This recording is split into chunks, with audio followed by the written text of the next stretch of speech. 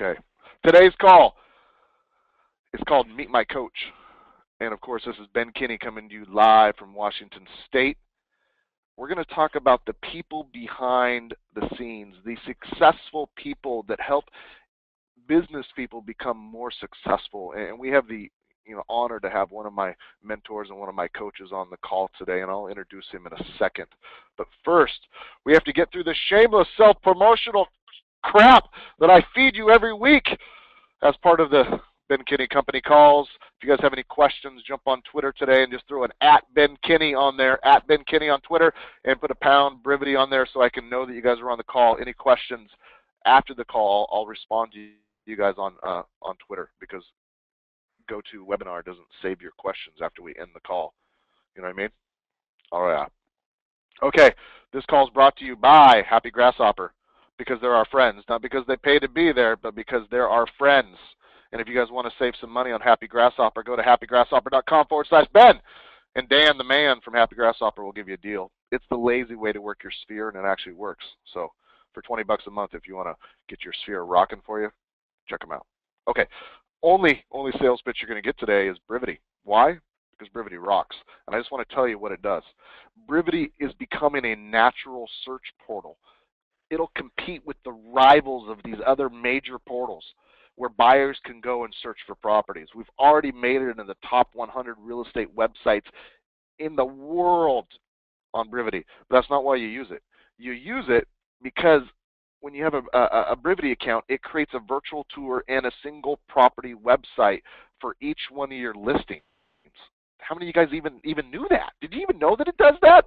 It makes this sexy screen here that I'm showing you of one of my listings. By the way, we sold that in a couple days for almost $3 million. So what we do is we buy the domain name 1234mainstreet.com and we forward it right to this single property website. So I got rid of all my other virtual tour softwares and single property website tools that I was paying for and the duplicate entries that were happening in the world. And then Brivity is a task management system, which means it single-handedly organizes every task involved in your business. Everything that you need to get done for your listings, for your pendings, for your team gets organized. As soon as one of those tasks gets completed, it gets rolled up into an email that goes out to your clients that just lets them know what you've been doing to earn that commission. That's what the Inman article said. See, Brivity is also a show and feedback and a client communication tool. So you already got rid of your show and feedback client communication software you're buying for. Get rid of it. Get rid of the virtual tour thing. Get rid of it. Your task management, your checklist, your top producer, get rid of it. And it sends an email directly to your sellers every day or every week that lets them know what you've got done so you can communicate and make your clients happy. Then each one of your clients get their own custom web page where they get to see everything that you're doing to earn that commission. All the places that you're advertising it, all the tasks you completed, all the showing feedback, soon to be our integrations with top technology providers. You'll get to see document storage on there as well. Are you kidding me? And then lastly, the listing marketing system. Get rid of your marketing tools, because on Brivity it will allow you to post your listings to Facebook, Twitter, Pinterest, Google+, Craigslist, ActiveRain. Get rid of those things. I'm talking about saving you a ton of money, because it also is your CRM, because you can put your whole database in there. What? All right, that's it. That's the Brivity pitch. Whew, I'm exhausted. Thank you guys there's been about 1,000 agents who signed up for Brivity in the last short period of time. That's insane in the membrane. Oh, by the way, a quick little thing to show you guys. We're relaunching Brivity Valuations. Brivity Valuations will be out in about a week. If you go to brivityvaluations.com and click Be First in Line, they're going to give you 2 separate valuation sites for the price of one if you get in line prior to it launching on the Monday the 30th. So go to brivityvaluations.com to do that. Okay. I'm done. Meet my coach. Meet my coach. I tell you, I've had the honor of being mentored by a couple people in my life. Gary Keller, for one, and top agents in the nation, because we mastermind all the time, and just some amazing people. Now, we wanted to start treating our team more like a business. So we went out and we said, hey, who's the person out there that thinks about real estate like a business more than anybody else? who's the guy out there who's going to help get our numbers straight and thinking about things. And we were recommended one guy. And this guy is a coach with MAPS Coaching, and his name is Glenn Neely. Glenn Neely, can you hear me right now? Sure can, Ben. I'm just taking my credit card and putting the number in so I can buy some brevity. Oh, that's the sexiest thing I've ever heard come out of your mouth, Glenn. Hey, everybody on the call, type into the chat box, "Hi, Glenn Neely," because he's a rock star. I want him all to see that you guys are there. Oh, look at all these people from all over saying hi, Glenn. Glenn, you're popular. Wow. Glenn. Okay. Thanks for joining us on the call. You rearranged a couple of coaching clients in your life. You aren't fishing today. You're hanging out with me. You are a part of the Busy Blondes team that services Los Angeles in general. Is that correct? Yeah, primarily, Ben, we're in the west side of Los Angeles. We've had one of probably the first mega agent teams with the concept of leverage, buyer agents, et cetera. We were kind of a forerunner for that. A long time.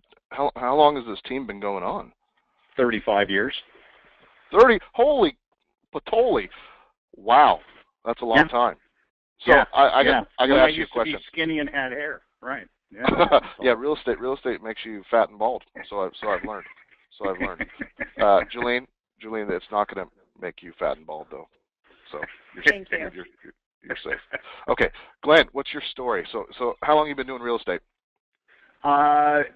Actively in the real estate business about the last 10 years, 8 full-time, either being involved in helping manage our team or what I'm doing now as a MAPS coach. Prior to that, I spent 34 years in the banking and finance industry, being mortgage banking and that type of thing. As it got closer to 2006, it got real apparent that that business was going to change dramatically. Took a big severance from a really famous national company and decided to move into being a coach and real estate consultant. Wow. I took a big severance from, I'll say the company, Comcast Cable. Actually, I got severance 3 times. I got canned more than tuna from the telecommunication industry, but the last time was voluntary, and I took a big check, and I got into real estate. So that was pretty cool. So you and we have some similarities. That explains your passion towards numbers in a business because you came from a banking and financing background. Do you think that served you a lot in your role as a coach and as a member of the team?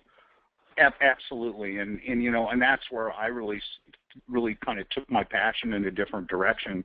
Because one of the things that I noticed with real estate teams, which is primarily who I coach, I do coach some high-level agents, but most of my coaching is across the board for high-level real estate teams. I think I looked at the team report just to give you guys some flavor on that. Within Keller Williams was where I'm coaching specific. We rank our teams based on GCI and production, and I'm proud to say that out of the top 200 teams at Keller Williams, I coach 20 of them.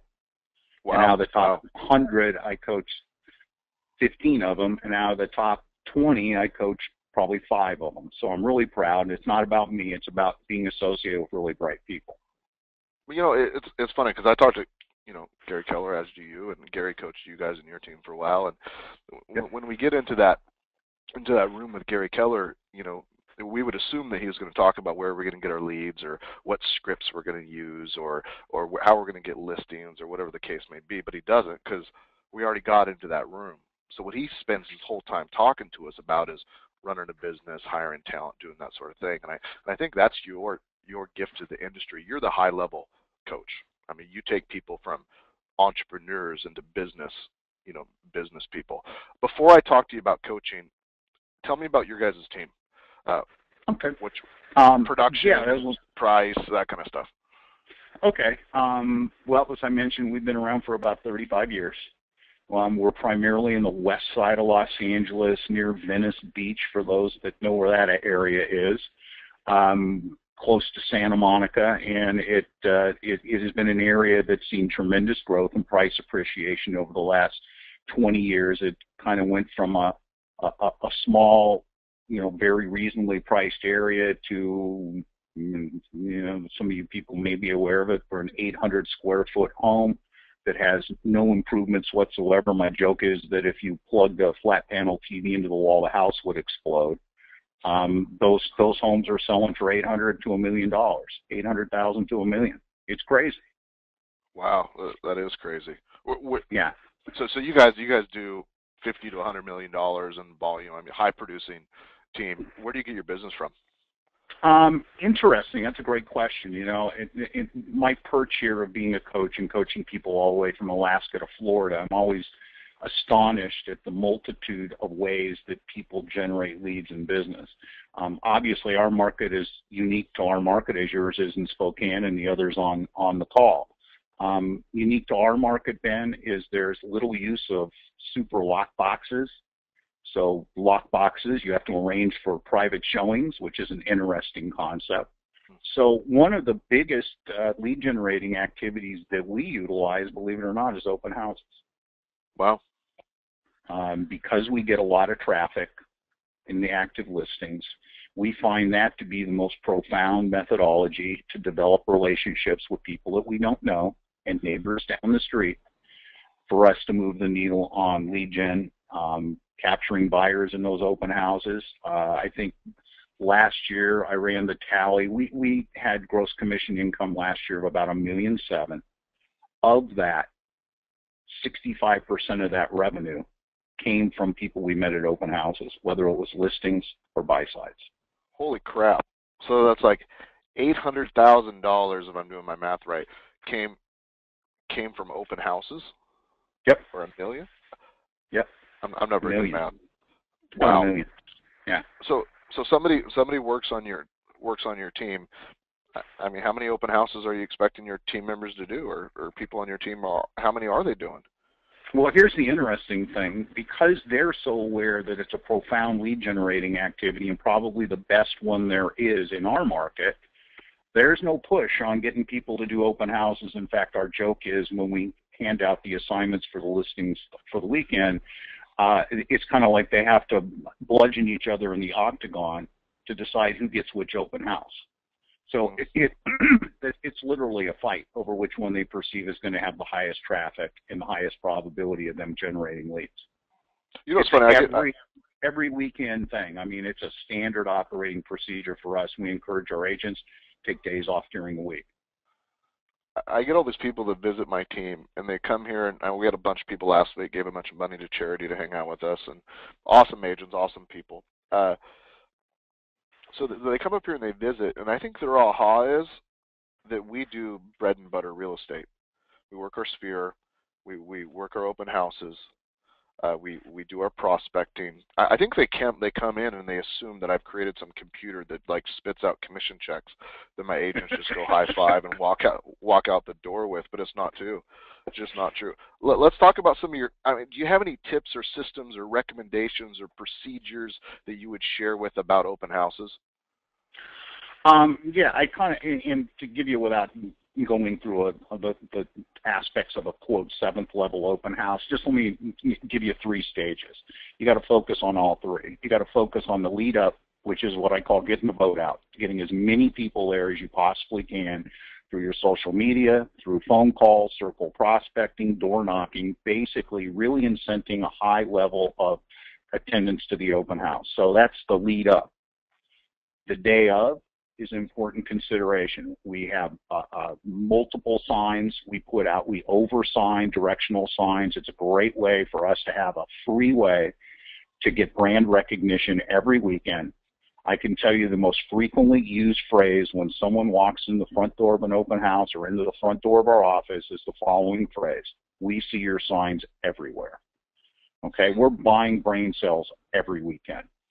And I'll tell you, if you had to put billboards on every corner, it would cost you a fortune. Every Saturday and Sunday, it's free for us.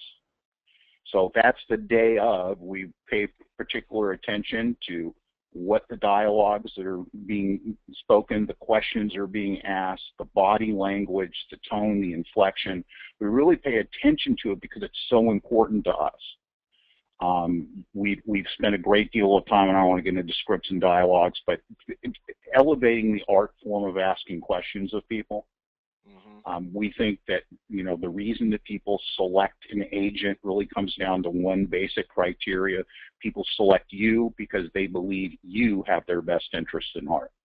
And the only way that they'll ever get to that resolution is by the questions you ask. So we pay particular attention of getting into dialogue with people, getting complete contact information, spending our time with purposeful intent of leaving those open houses with more leads than when we went in, and looking for people that are now business, obviously, but looking for those key people that are going to be nurture business. So we spend a great deal of time in just functioning and being great in the open house. This is not an open house where, we slug it in there, put up a folding chair, take out a Subway sandwich, take out our laptop computer, and shrug at people as they walk through the house. We're also not there to sell the house. In 35 years, Ben, I can tell you we have sold just a handful of homes at an open house. So with purposeful intent, it is entirely for lead generation. And then, of course, the last part of that is the follow-up. One of the areas that I commonly see with the teams and the agents that I engage with is the lack of follow-up or the lack of sense of urgency of follow-up. One of the things that is absolutely mandatory practice in our business, our agents close up the open house, return it to the pre-open house state. They are then returned to the office, and they're obligated to return and follow up with each person that came through the home that very day. And I know what people are thinking on the end of this call. Oh, my God. I mean, they just saw me an hour ago. They want to hear from me again. Not so much. What we've determined and experimented with, and of course having 35 years of being able to kind of see what works and what doesn't, we found that people want to do business with aggressive people. They want to be represented with people that show interest in them. And I find it curious when I hear agents could say, well, I said, do you follow up on the people you met in the open? Yeah, I'll be sending them an email by next Thursday. Really? We're on the phone an hour later saying, hey, Mr. and Mrs. Open House attendee, wow, thank you so much for coming through. I know today you probably saw a lot of different houses. Were there any that struck your interest? We're really trying to move the needle into a relationship. Yes, some people come in and make the famous statement, I already have an agent. That's the most famous pushback we get. Now, Ben, I will tell you this, out of the $900 and some odd thousand dollars of GCI, the best I could do, and it's not a scientific census, but I'll just give you this. About half of the people that we ended up closing transactions with, that we met at open houses, their initial response was, I already have another agent. Yeah. A lot of agents at that point step away and say, well, I don't want to, but quite frankly, a lot of people use that as a defense mechanism because they don't want to be sold. So half the people is just baloney. The other half might have a relationship with someone, or at least they think it is. But most often, this is what I hear. And I've sat in enough open houses to know. Well, so that's great. So who is your agent? And they say, well, they're agent. So how do they engage with you? How does it work? Have you sat down and had a strategy session on how to best acquire a property in this hyperventilated market? No. So what do they do for you? Oh, well, they send me listings on the internet. My agents are instructed to do just one thing, lean in real close, put their hand on their chin and go, you have an internet agent? Okay, right then and there, it's like, whoa, well, I'm missing out on something. So, don't, for the people on the call, don't take that auto response from people and say it's the gospel, because we've discovered it just absolutely isn't. Now, of course, I'm not advocating taking somebody that's under a buyer-broker agreement and subjecting them to pulling them from their real estate agent. And again, that's not what I'm advocating. But there's so many people that give us a false negative when they walk in because they just don't want to be sold. Yeah. I think there's a lot of people out there that say, if I was going to list my home, I'd list with my friend Mary because we have coffee once a month together. And agents walk away from that. You shouldn't. I mean, make sure that you're showing your value proposition of, hey, I'm the best person that you could possibly meet with. And oh, by the way, if Mary's really good, she can bring a buyer and still get paid a full commission. How are you getting people to give you their phone numbers at open houses? That's a great question. You know, we've experimented with that a lot. Okay, and so we've come to a couple of ways that we like to do this. One is we have a little plexiglass stand with a notice on it. Due to the security concerns of the seller, they are asking us for complete information for each person that is going to visit the home. Okay, so it's kind of third parties it. It doesn't then let them be angry with us, and they'll understand the security concerns of the seller. That's one thing we do. The other thing we do, which is really super simple, is we don't leave the flyers out in plain sight. So if someone walks in, we just simply say, you can sign in, and we're more than glad to give you a flyer. So by creating a couple of little... stupid smart. You know? I mean, that's such a stupid idea, but it's so stinking brilliant. Well, it definitely... It really picks up the number of people that we gain traction on. And look, we all know that people sign in under Donald Duck and fake phone numbers and this, that, and the other thing. But not everybody does. And so we're just, you know, we're playing the odds. And some days, you know, we'll get almost 100% compliance. I almost find it amusing that I go and watch some of our open houses, and I'll kind of be vicariously experiencing it from the kitchen, listening to our agent or whatever. And the greatest thing that I've seen is somebody will log in or sign in with bogus info. We don't know, right?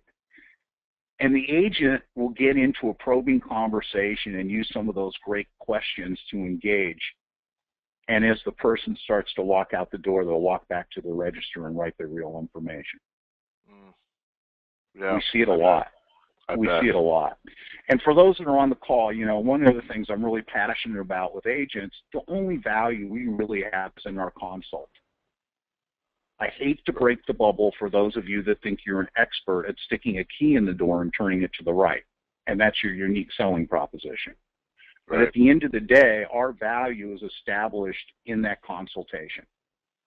And your ability to convey and articulate your professionalism and what you bring to the table for these people to serve their interests, not ours. Are you guys getting listings from your open houses? Sure, absolutely. 20% of our listing volume annually comes from people we meet at open houses. I mean, hey guys, if you're on the call right now, pay attention. And number two, type in your questions in the chat box. I am watching all your questions, and I am asking them as they come up. So stay involved in this conversation if you want to be a part of this. He said about 20% of his listings come from open houses.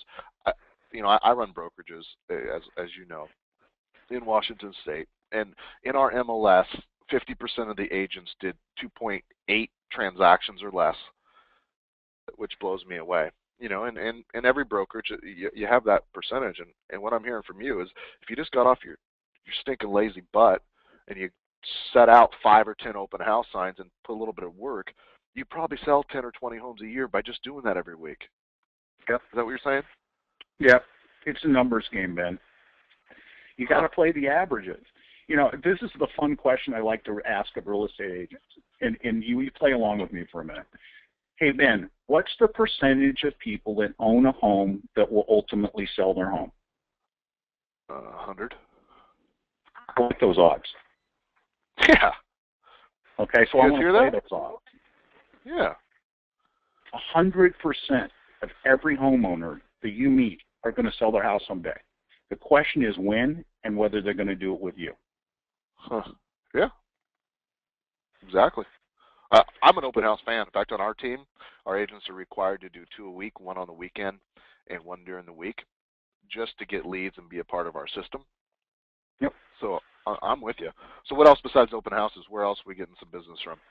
Open house, and of course, obviously, the place that is the mother's milk of most agents is in their database and their sphere of influence. Any thoughts or comments or processes or systems that we should think about together? Yeah, it's not really anything more than consistency and discipline. Okay, what I view, and I mean, taking a higher view of this than not just our business, but in general, being able to work with a lot of high-level teams and people that are emerging talent, whatever. The area that I see with the least amount of consistency, and the thing I scratch my head over, is the lack of a continued commitment to making the calls, connecting and generating more relationships, and moving people, and not judging leads in people so much, but just treating everybody equitably, that someday they may in fact transact real estate, and when they do, I want to be the guy they choose. And that isn't that complex of an idea. Yeah, you know what I think it is you get these agents, they're busy, in the hot times, so they didn't call anybody. And then everybody was mad at them because they sold them homes at the high part of the market. And now things are recovering, and they're afraid to pick up the phone and call because they haven't called in years. So here's what I do, guys, on the call. I'd use this script. Hey, I got to tell you, for the last couple of years, I haven't kept in touch as much as I wanted to. And I want to just let you know that when we did do a transaction, when I helped you sell your home or buy, I enjoyed it, and I thought you guys were good people and the types of people that I would want around in my life. And what I'd like to do is just, number one, apologize, and number two, say, would it be okay if I kept in touch with you by email and by phone, every month or two? You're not going to have anybody out there come back and say, no, don't do that. Just call, apologize, set the expectations, and live up to that new commitment that you just made. Okay, so work in the sphere, we got that. Anything else you want to add on lead generation? Well, and if we're talking specific to my market where we operate, here's an interesting phenomenon. In the world of coaching, obviously, there's a litany of go-to strategies, and one of the strategies that we promote globally at Keller Williams and for our agents is to spend a great deal of time making prospecting phone calls, calling FSBOs and expireds. Okay, of the three. You're going to call strangers, conversations with strangers, and FSBOs, expired, circle prospecting, and that kind of thing. Here was a phenomena that we discovered, and we tested it, and we wanted to brute force our way through the prospecting conversation. When we went through it, Ben, it was quite shocking that every market, and this was really something that turned the light bulb on me to embrace the differences locally of different markets and how things work. 387 two-way conversations to lead to a listing appointment. Say that one more time. 387 two-way conversations to lead to one listing appointment. Okay. So when we look at the gradation of the things that we spend our time on, we grade them into efficiencies of return. So in our market, we're not a high-level prospecting-oriented team. Part of it is the value that we've been around for 35 years. We have our branding, we have our location, and as I said, people see our signs everywhere. But make no bones about it, people aren't just coming into our office and throwing themselves on our sword. We have to compete for the business. Mm-hmm. But we're not really in a market where hundreds and thousands of phone calls end up with the results that I see other clients have in alternative markets. So for us, that's why this open house criteria has been such a significant piece of our business for so many years.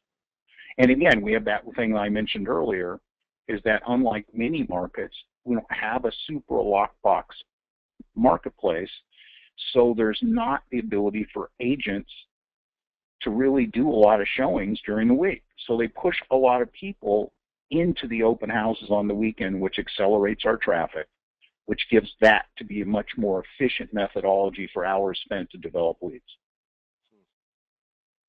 Somebody asked the question, is it 387 talk-tos to a listing taken or a listing sold? No, a listing appointment. And we have about a 75% conversion rate at the appointment. So it's not even 387 conversations to get a listing. It's more. Yeah. And for those of you that have sat and dialed and made that many, client contacts, that's a long time. That's a lot of phone calls. Mm-hmm. And even using automated systems like Mojo or whatever, it's still a lot of phone calls. So we can't depend just on prospecting calls to move the needle for our business. That's why open houses and Sphere are so much better, because those face-to-faces, or those people that already know you, is, well, I mean, what's the numbers for those sort of things? How many people into open house do I need to get to the Tootsie Roll Center of a Tootsie Pop? And that's been a more fuzzy number for us, because there's all kinds of metrics that play into the results from open houses. What's your Curiously, scientific wild-ass guess? Here's what I would say. Our average open house yields us 3 valid buyer candidate leads, and I mean in-depth conversations that result in consultations in office per open house per agent per week. Now, what we do is we put our lead listing specialist in all of our new open houses, and we engage the neighbors specifically with our lead listing agent. So when someone comes in, here's what we ask, really in a fun way. Say, hey, are you a neighbor? If they say no, we just simply reply, would you like to be one? Okay, so we know that's a buyer. Okay. Wow. If they say, yep, I'm a neighbor, my listing specialist is in their face in a nice way. Yeah. Wow. Just one simple question gives us all the intel to start moving the needle one way or another. Okay. So let's talk about the listing side of your guys' business. What thoughts or recommendations or processes? How do we do listings at a high level? Well, ours again, we've had that fundamental piece of the open houses feeding us a little bit. One in a dynamic that some of you may or may not have in your markets, we have a kind of a crazy market that we've had a regentrification in our marketplace. Prices have escalated, and the original homeowners are just at the end of their expected lifespan. So we've had a lot of people that leave but don't have any future relationship with us, which is different than some markets where you've got people that are going to sell that 3-bedroom house and buy a 4-bedroom bigger house closer to the high school. We don't get much of that. So we don't get much leg up business. Most of our people are cashing out their big gains, moving to, Idaho to live up in the mountains, whatever. But they're not staying here. And then we have a whole new influx of technology-related people that want to be on the west side of Los Angeles and find that to be the kind of urban atmosphere that they want to be a part of. And so we've got an entire shift in the demographic of the people that we're dealing with. In fact, we actually changed some of the look of our staff. I don't mean change their looks, but we actually brought in a younger group of people to be more akin, and you're a fly fisherman, so you'll get this, to match the hatch. Yeah, right. Our chairman emeritus, Judy, who started the team 35 years ago, is 71 years old. She's probably not going to resonate the same with that 30-something who's a tech person being relocated to work for Google. Right. Are you farming? Yes. Yes, we do. We've had the same 15,000 home farm for all the years we've been in business. Obviously, we've expanded our efforts, but yes, we do. Huh, wow. Any tips or thoughts towards farming on what you would do or wouldn't do? We're big into, 3 yards in a cloud of dust. It is not sexy, and there's no proprietary process here. We do flyer drops, which we find to be more cost efficient than going through the mail. So we hire people to do that for us. We do, have just sold, just listed postcards in our farm area. We've done a lot of experimental marketing. We have an entire marketing calendar that's laid out a year in advance. So we know exactly what our budget is, when all the drops are going to be, exactly where they're going to go. And the only thing that's a variable are those just sold, just listed pieces. So we've got it planned out. We're not thinking, this week, what are we going to do for next week for the farm? Right. It doesn't work that way. I'm looking at the attendee list on the people that are on the call right now. You would not believe how many people on this call make over $1 million in commission right now. But they're consistently here every 2 weeks. I like that sort of audience because we can talk at a higher level. So if we're talking at a higher level, let's talk about leverage. Anything Okay. you want to say about it? Yeah, if you're going to get unstuck, leverage is what's going to do it. I mean, Gary miraculously coined the 3 L's a long time ago, and it's still relevant today. Almost every coaching conversation I have, it surrounds one of those 3 things. And leverage probably comprises 60 to 70% of my conversations with my coaching clients. So, the key, look, the whole thing about a successful agent, and this is kind of my phrase, is moving from me to we. Okay? And that's the struggle, because the very attributes that make some folks successful as a real estate agent are not the very attributes that make them very successful as a business owner. And understanding where your weaknesses in owning and running $1 million business comes from, not in your ability to get somebody to list or sell a house with you. And those are uniquely different skill sets. I'll never forget, one of my first coaching clients with MAPS when I first started here. I'm new, and I'm asking him a few questions, and there's somebody doing well over $1 million in gross a year. And I said, so can I see your P&L? And your remarkable response was, I don't have one. And he said, I just got it from the banking business, right? And I'm like, I can't even process that. And so I said, well, can you tell me how you know when you're doing good or when you're doing bad? And this was the answer. I was flabbergasted. Well, I look at my bank account at the end of the month, and if I have more money than when I started at the beginning, I guess I'm doing okay. Really? Wow. So there are a lot of folks that, I'll ask them, I'll say, hey, step up from your desk. Look outside. Do you see any other $1 million businesses out in front of you? You see a Wendy's, you see a McDonald's, do you see a big franchise or a whatever? They say, sure. And I said, do you really believe they're running their $1 million business that way? Yeah, right. Yeah. The answer is generally no. So, look, the numbers don't lie, and the numbers are the universal language of business. I mean, that's whether why you have I say, a small business or a big business. It's easy to make $100 or $200 in real estate because you have a job and it happens to be a high-paying job. High five, good for you. Yep. That step from $100,000 or $200,000 net to $500,000 or $1 million is massive because you just have to change the way you think. You're giving up your ego on it doesn't have to be me, and you're treating things like a business and you're tracking your numbers and doing that stuff. I get it. So, talk to me about hiring people. What do you want to say about that? Okay. Well, let's talk about it just to add on and pile on that conversation before I go further. But Ben, I on less than one hand can count the number of times that I was in our office last year. Yeah. Okay. And we have truly a 7th level business. And for those that aren't with Keller Williams, we basically own a real estate business, but we don't work there all the time. Yeah, which that's more than 99% of brokerages. Yeah. Right? Yeah. Yeah.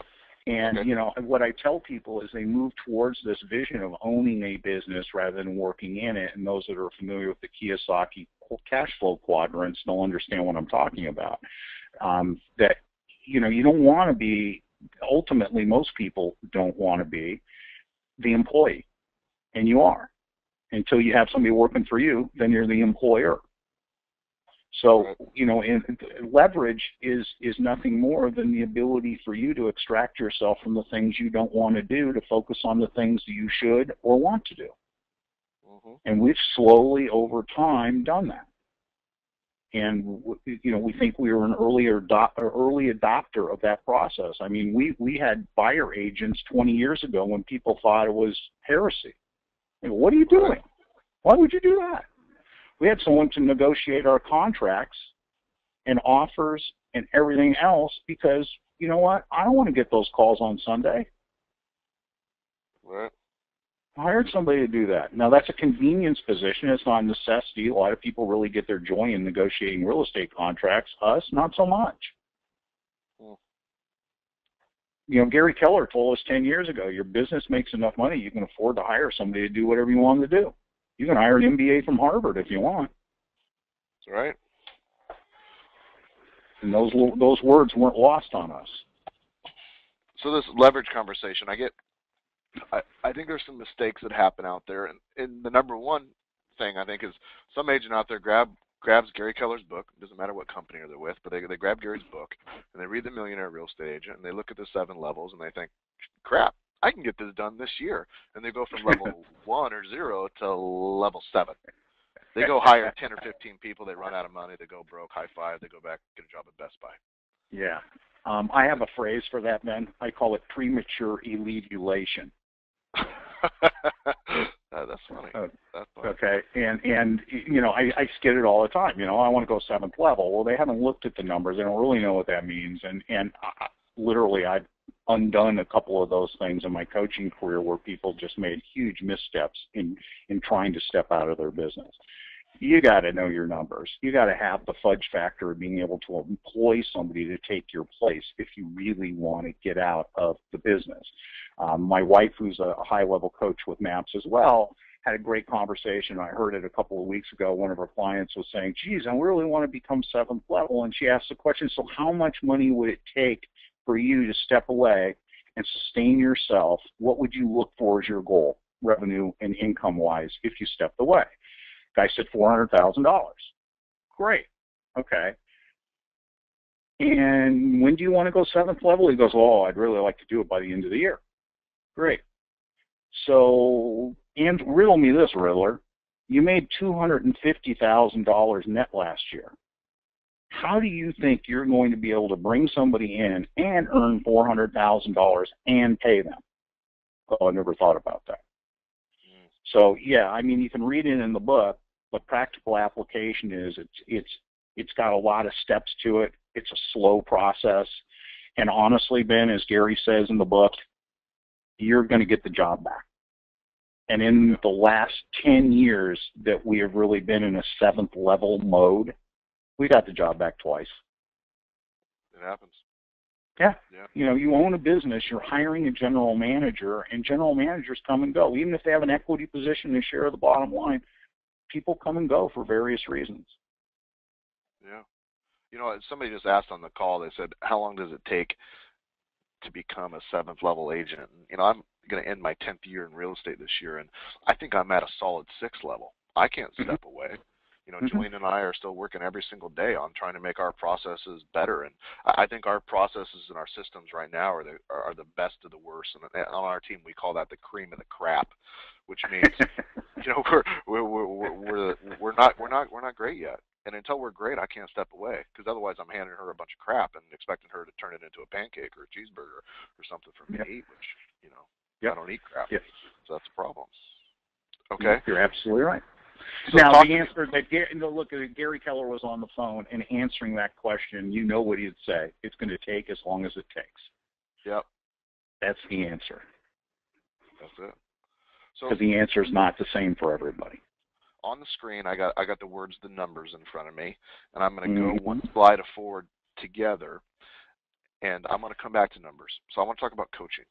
So I think it's the number one thing that's made a difference in my life is being coached and having my team coached by people like you and Debbie DeGroat and Gary Keller, and by going to Bold and listening to Diana Scripps.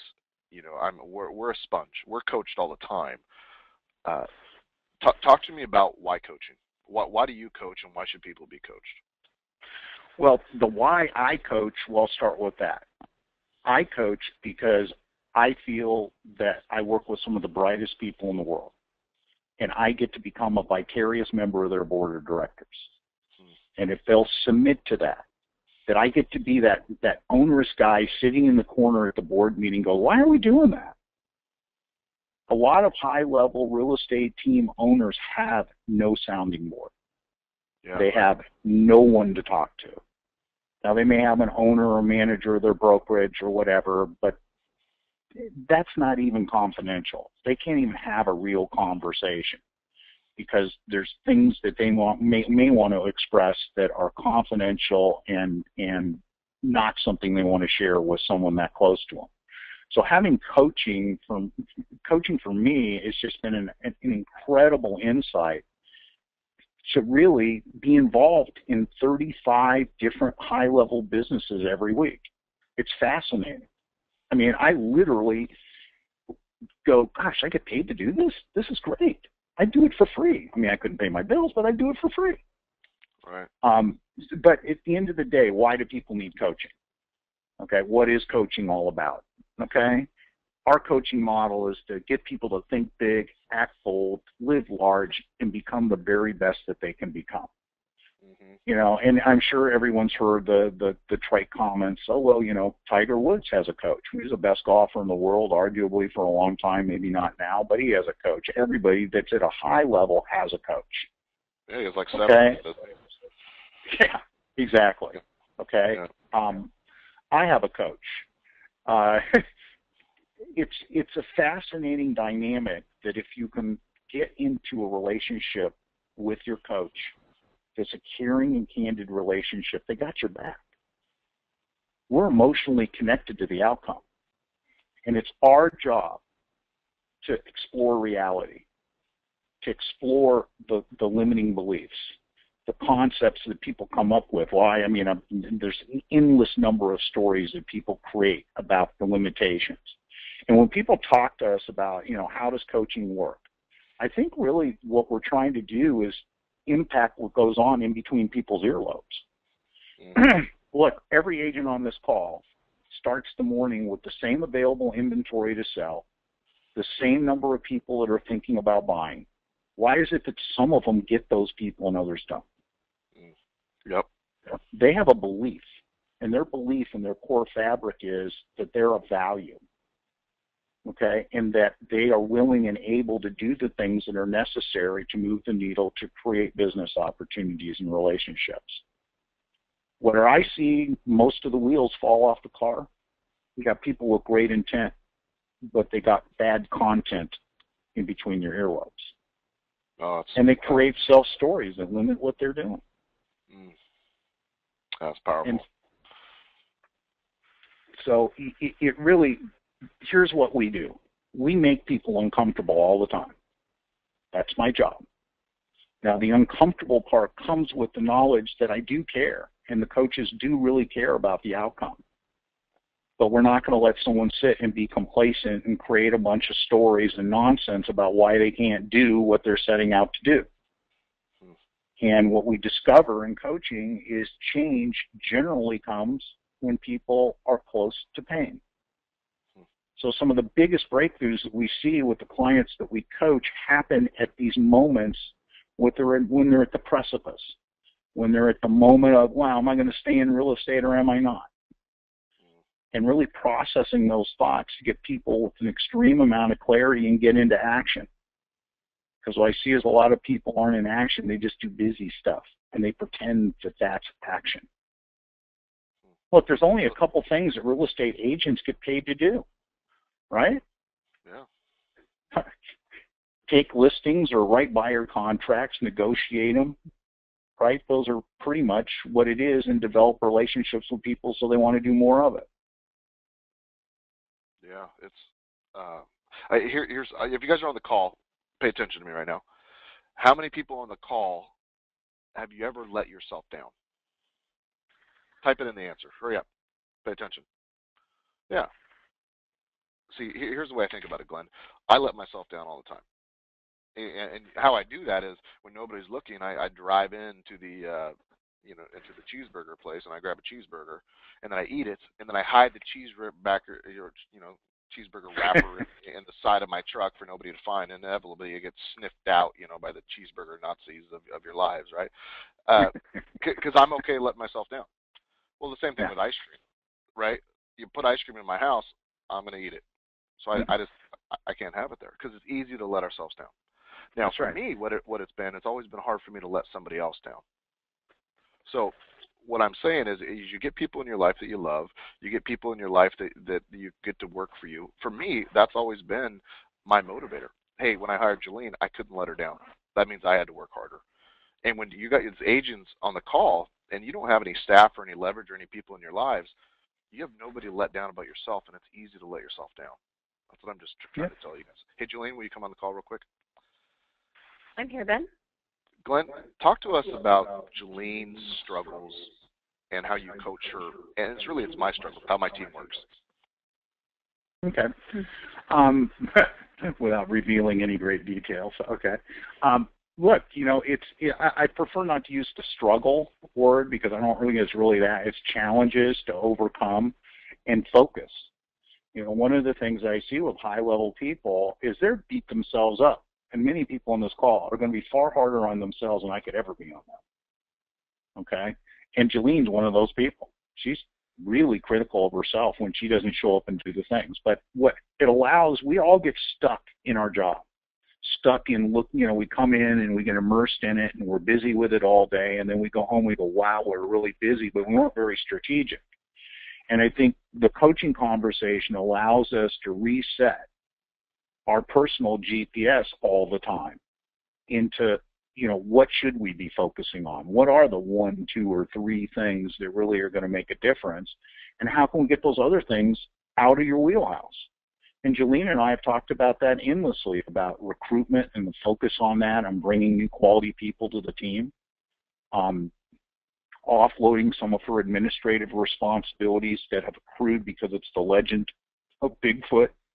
I get a lot of answers. I always use that as a phrase. I go, I'll ask somebody, well, why do you do it that way? And they go, well, that's the way it's always been done.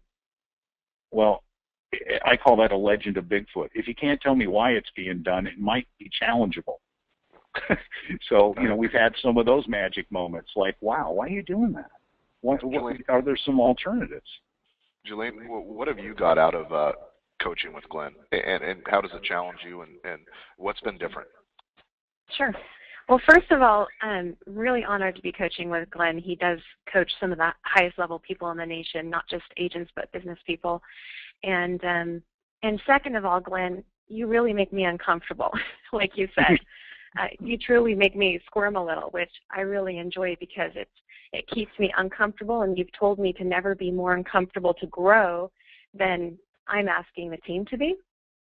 And in the last year, our team's production has grown over about 20%. So I really attribute that to great coaching with you, and I'm very honored. So a couple of the things, like you said, Glenn, you helped me refocus back to what my one thing is. And sometimes I think you just can't talk about that too much. And I love how I can go off on tangents or thoughts or ideas or squirrels or whatever they might be, but you always refocus me back to what my one thing is, which is growth, through training, accountability, and recruiting. And then also really knowing our numbers. And Glenn, you're not the only one that holds me accountable to the numbers. Ben's right there next to me, chasing me down for those, and knowing them intimately is one of the things that you and Ben have taught me in growing our company. And Ben, one of the biggest things I've learned from Glenn is that bad operations trump good sales, and good operations trump bad sales. And good operations really truly come from being intimate with your numbers, knowing your return on investment and your net profits. So those things have been huge for me. Wow. Any comments? I'm going to send her $20. You know what's cool about Glenn, guys? Jalene, mute yourself. Is Glenn's not here trying to sell himself as coaching. He has a 1-year waiting list to get a client to be working with Glenn. I mean, he's here to talk to you guys about the benefits of coaching and how it could change your own personal life. So what would you add on to that? And Glenn, do you have a coaching call at 10? 10:15. Okay, great. So what would you add to that? Well, let me in deference, I'm humbled by what you said, and thank you, Jalene. That's very kind of you. I am as invested in my clients, and you just don't know all the time, and I try to seek feedback. So that's very kind of you to say that. Here's what I would say. I don't want to make this about me. I want to make it about coaching, and I know that's what's on the screen right now for people. It'd be far-fetched for people to think that I'm the only real estate coach that could ever do this. There's a litany of great coaches, all which have, differing personalities, concepts, but they're all there seeking to help move the needle forward.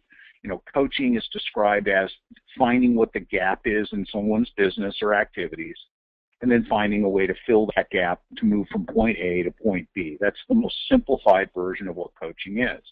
You know, with our coaching organization, I love MAPS because MAPS is not a one-size-fits-all coaching conversation.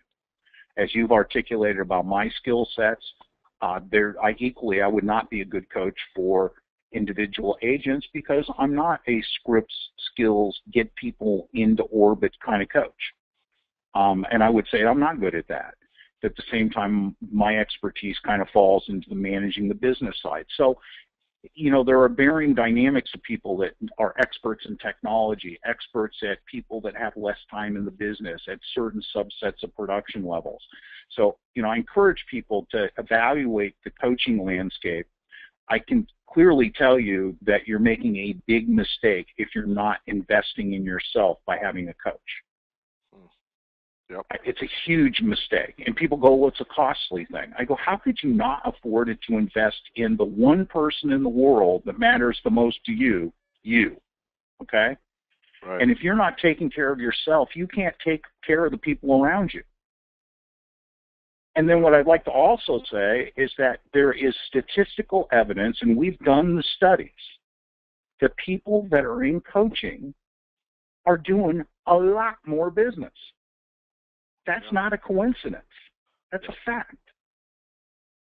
Yeah, and so when you look at the return on investment, and while some people go, "Wow, coaching's really expensive," you know, and it's not a whether you can afford to do it; it's a question of whether you can afford not to do it.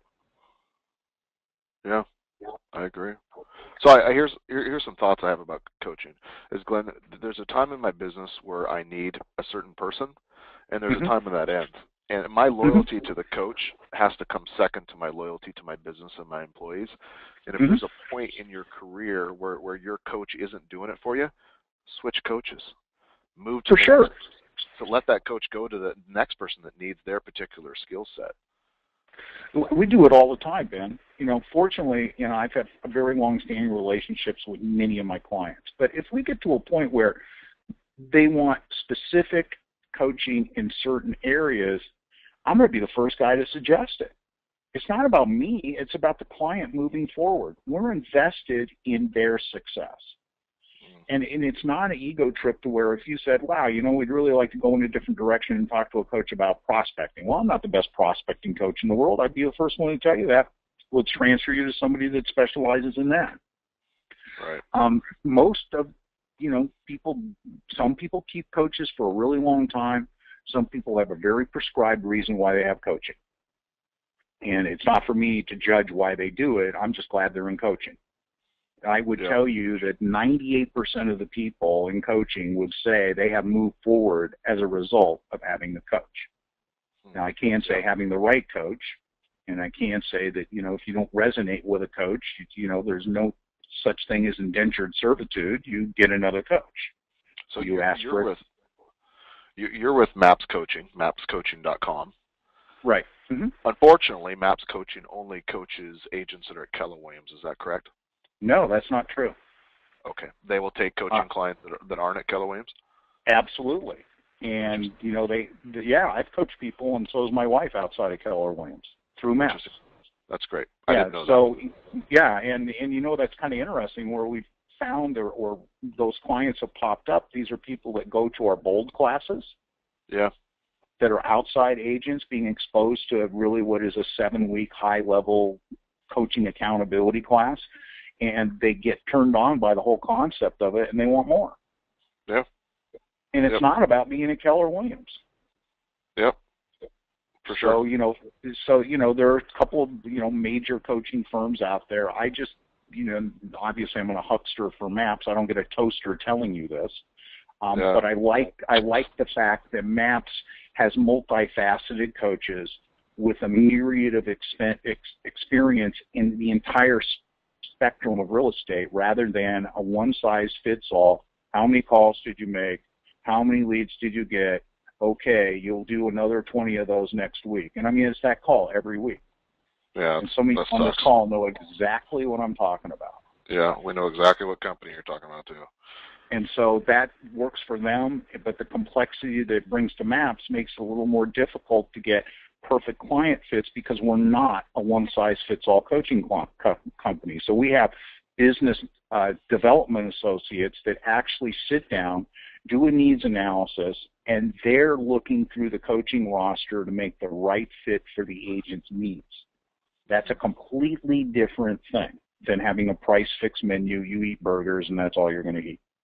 Yep, I get it. So I appreciate you being on the call today, Glenn, and sharing everything.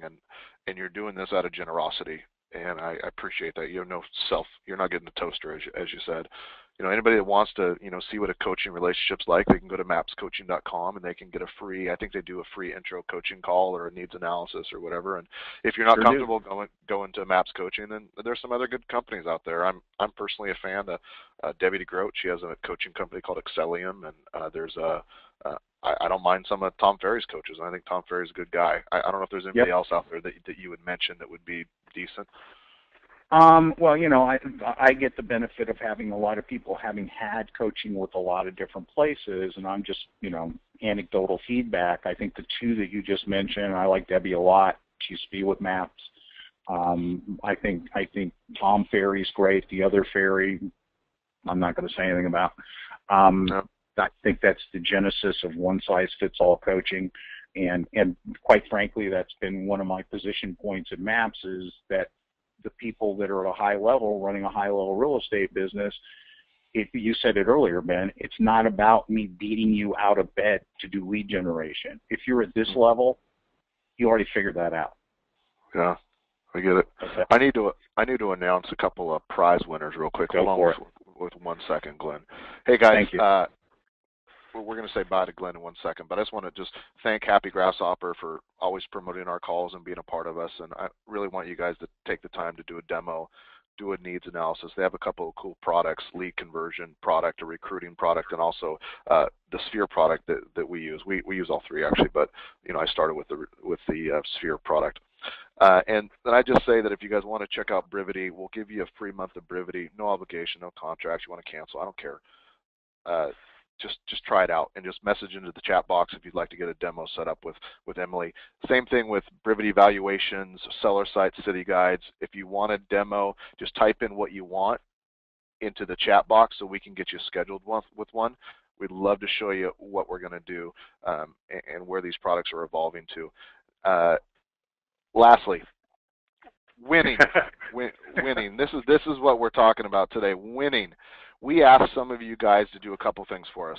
Number one, talk to Inman about Brivity being one of the most innovative products of the year, and also talk to Inman about our article. And we had 2 agents that's going to win 1-hour coaching calls with us, and they're going to get some free software. And if we had a drum roll, please, we could like a drum roll, everybody on the call, drum roll.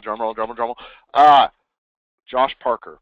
He is with the Profusion PG team, started with Brivity in October as an individual agent, and he's grown to a team of 2 with 2 listing agents, 2 buyer's agents, 2 admin, I meant, and Brivity's allowed him to do that. So, Josh, you're the first winner of a coaching call. And the second winner, boom, Mike Thomas from Mountain Sky Properties has his entire team of 14 agents using Brivity. He says he can't log in. He says it's kind of changed his life. He every morning he starts his day with Brivity and his whole business, and he got that from the water cooler talk with our friend Chris Smith. Now, lastly, I want you guys to hear this. This is cool. Is we have 2 calls coming up. Instead of doing a call and pitching all of our products to you all the time, what we're going to do is we're going to do a special call on Monday, June 30th, where I'm going to deep dive in personally into how our team actually uses Brivity. We're going to use how we use valuation sites, how we get leads to it, how we convert them, and how we use city guides. This is a product call. That's all we're going to talk about is products. So if you want to be a part of that, which means you're already a customer or you're seriously considering being a customer, register for that webinar. If you're not, don't go on there. It's going to be a waste of time for you. The next all people call, the multi-thousand person call, is going to be July 11th at 9 a.m. It's called You Talk Too Much. You talk too much, people. And it's at 9 a.m. Pacific, 12 Eastern, Friday, July 11th. And it's going to be, you only say these scripts. And I'm going to come up with the minimal amount of scripts that you need to master and memorize. We're going to role play. We're going to talk about it. And I'm going to give you a copy of each one of them. So you're going to be absolutely stupid if you don't get on that call. Those of you that are still on there right now, let's give a big special thank you to Glenn Neely. Glenn, thanks for your time today. Thank you for coaching our team and helping be a part of our success and for your generous contributions today. You are the man, and if you don't come fishing with me this year, we're going to have some fierce conversations. Thank you, Ben. I really appreciate it, and I appreciate everybody out there listening to me. I really appreciate it, and I hope that you guys get the success through yourself and through others. And if you're not with a coach, take a look at it. I'm not huckstering for anybody in particular. Just I know it works. Yeah, for sure. And Julene, thank you as always for being a part of our lives and our team and helping us grow. And Glenn and Julene, I hope you guys keep that coaching relationship rocking because we need another 20% this year. Everybody on the call, see you later. Thanks. Thanks, Glenn. Bye. Okay, bye.